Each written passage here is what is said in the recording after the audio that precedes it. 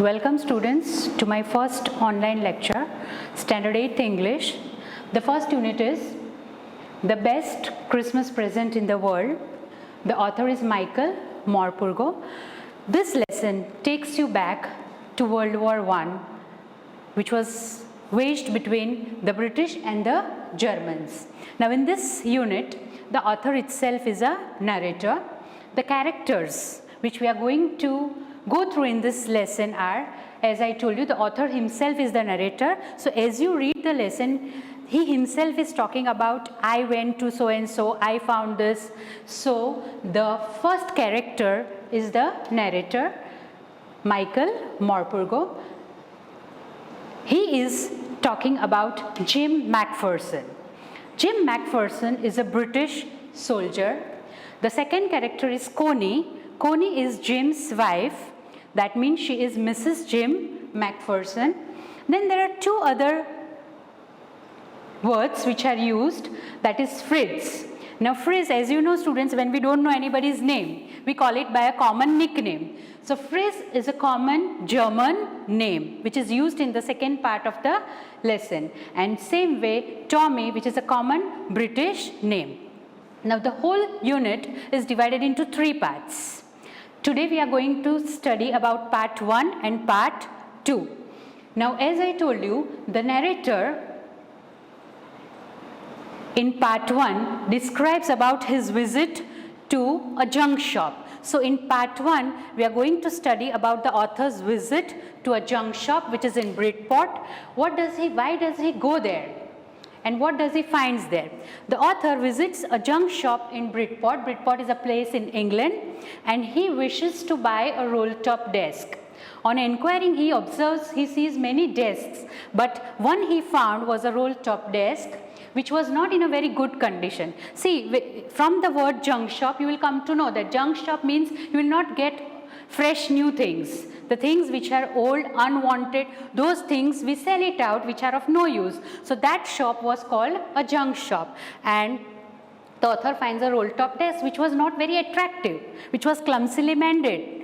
Its one of the leg was broken, but the author found it that yes, I should buy this, and he goes for it. And now I shall describe about the roll-top desk. Now how was the roll-top desk? Now when the author took it, he takes it, the whole roll-top desk was burnt. This indicates that it was not fresh. Fire had taken roll over it. Means it was in a burnt condition. Still the author took it at his home, he puts it in the garage and he tries to mend it. Now this roll-top desk had 3 drawers. In these 3 drawers, the author became curious. Come on, now see, when we buy something, we also try to find out what is there. How we open it. Same way the author tries to open the drawers of the roll-top desk. He opens the first one, he opens the second one, easily he could open it. But what about the third one? As I told you, the roll-top desk had 3 drawers. Now the third drawer was little stiff. It could not be opened easily as the author could open the first and the second. So the author had to apply a little more force, and with a brute force he opened the drawer. And when he opened to it, to his surprise students, again inside the drawer there was a secret drawer. You know, in our cupboards also there is a secret drawer where mama keeps your ornaments or daddy keeps some special things. Every cupboards usually have a separate drawer. Same way the last drawer contained another secret drawer. The author takes it out, and when he takes it out, in that he found a black tin box. On the top of the black tin box was a cello-taped piece of paper which had a note written on it, Jim's last letter. I am taking you back, Jim's last letter. Now Jim Macpherson was a British soldier. So on the tin box it was written Jim's last letter. Now the author saw it, and the handwriting which he saw was written in little shaky handwriting. So you can come to know that the person who had written may be either aged, because the handwriting were not very firm. Then the author first thinks, should I open this letter or not? Because opening someone's letter or seeing someone's thing is not good gentleman's sign. Still, author finds out that no, now this box is in my possession, so I can open it. So he unfolds the letter, and in that it was on the top of the letter as it was written, Jim's last letter to be buried with me when I die. And then the tin box was opened, and inside it was an envelope which contained the address. Students, this address is very important. The address, which that's why I have highlighted, it's written 12 Copper Beaches, Bridport, England. Again, you reconnect the same place where the author went for the junk shop, and the date. The two important things in this lesson are the address and the date. The date in the letter was December 26, 1914. So the first part ended with a description of the roll top desk. What happens to the letter? Does the author opens the letter?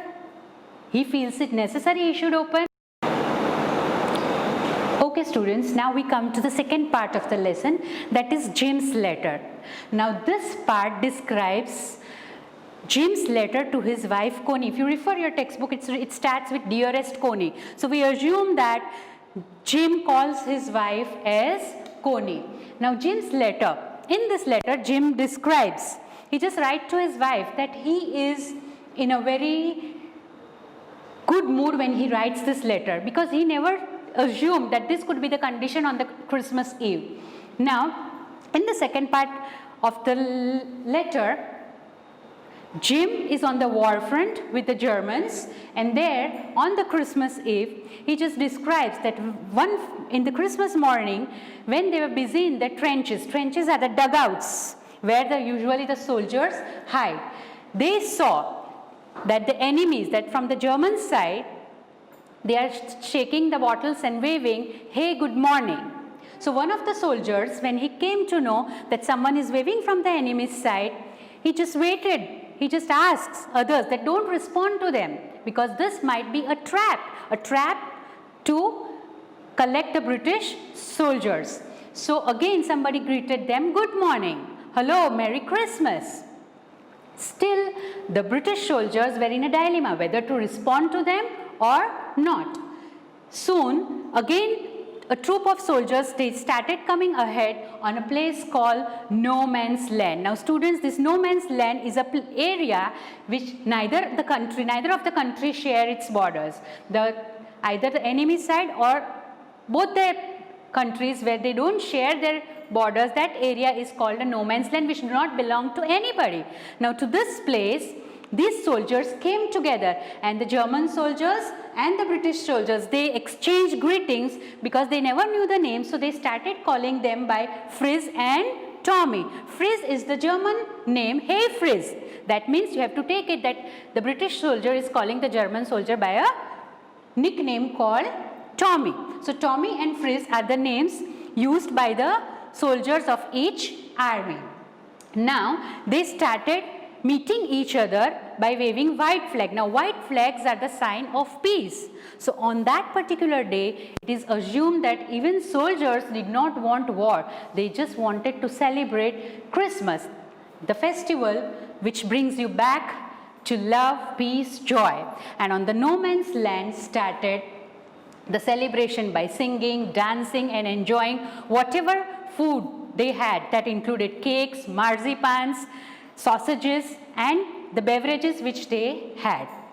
And on the No Man's Land, they shared by singing and dancing. One of the German soldiers came forward with an idea of resolving a war, and they said, "Why don't we have a match? A match? A football match."